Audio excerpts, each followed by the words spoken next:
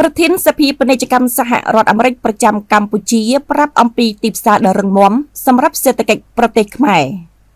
បណ្ដាប្រទេសទាំងអស់នៅជុំវិញពិភពលោកតែងតែខិតខំប្រឹងប្រែងប្រគល់ប្រជែងយ៉ាងខ្លាំង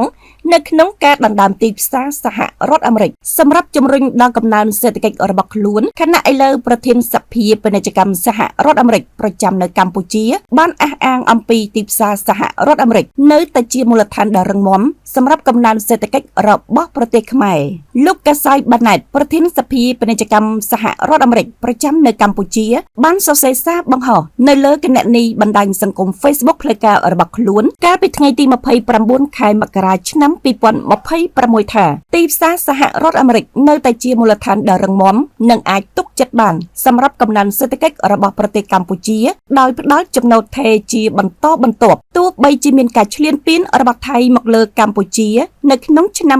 2025យ៉ាងណាក៏ដោយប្រធានសភាពាណិជ្ជកម្មសហរដ្ឋអាមេរិកប្រចាំនៅកម្ពុជារូបនេះបានបន្តថានៅឆ្នាំ2025ការនាំចេញរបស់កម្ពុជាទៅកាន់សហរដ្ឋអាមេរិកបានកើនឡើងចំនួន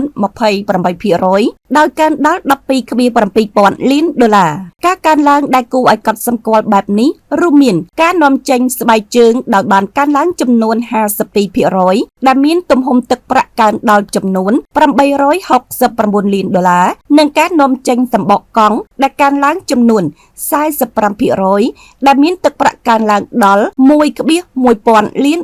អាមេរិកបើតាមលក្ខណៈរដូវកាលនាំចេញរបស់កម្ពុជាទៅកាន់សហរដ្ឋអាមេរិកជាទូទៅធ្លាក់ចុះនៅត្រីមាសទី4ព្រោះអ្នកលក់រាយរបស់សហរដ្ឋអាមេរិកស្តុកសម្លៀកបំពាក់ច្រើននៅត្រីមាសទី3ដើម្បីត្រៀមសម្រាប់រដូវត្រឡប់ទៅសាលារៀននិងរដូវលក់នាពេលថ្ងៃបុណ្យចុងឆ្នាំអស់រយៈពេលជាង26ឆ្នាំកន្លងមកនេះសហរដ្ឋអាមេរិកបានក្លាយជាប្រភពចំណូលដែលអាចពឹងផ្អែកបានសម្រាប់ប្រទេសកម្ពុជាបច្ចុប្បន្នសហរដ្ឋអាមេរិកកំពុងតែរងចាំឲ្យរដ្ឋសភាកម្ពុជាផ្ដល់សច្ចាប័នលើកិច្ចព្រមព្រៀងពាណិជ្ជកម្មទៅវិញទៅមកដែលបានធ្វើឡើងកាលពីខែតុលាឆ្នាំ2025